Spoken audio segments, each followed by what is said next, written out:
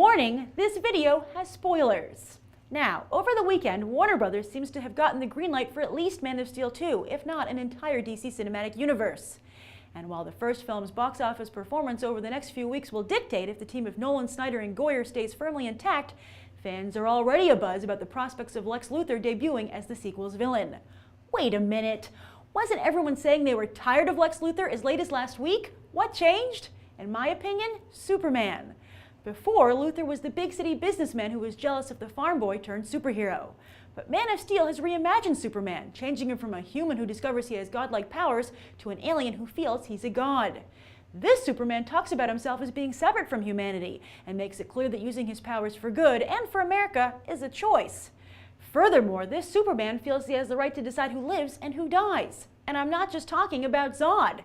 Many of you have commented on the mass destruction and therefore mass deaths that take place during the fight scenes in Man of Steel, with Superman never making an effort to move the fights to unpopulated areas, and sometimes even bringing them to populated ones, such as with the Smallville Main Street fight. And as many of us watch Superman destroy cities and then take a life individually, many of us realize that this alien was like having a nuclear power plant nearby.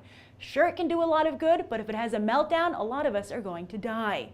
I believe that it's this very moment that suddenly Lex Luthor became relatable to audiences. No longer was he the cartoonish one-dimensional villain played by Gene Hackman and then Kevin Spacey.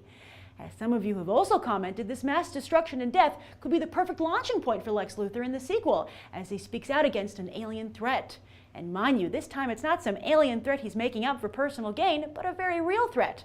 Plus, we know Lex Luthor is coming at some point, as he'll surely want to know what the hell happened to his trucks and construction site.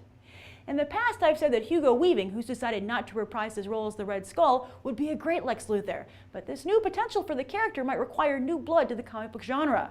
The first actor who springs to my mind is Bryan Cranston, or perhaps Michael C. Hall. I also think Walton Goggins would be great, as well as Matthew Rhys.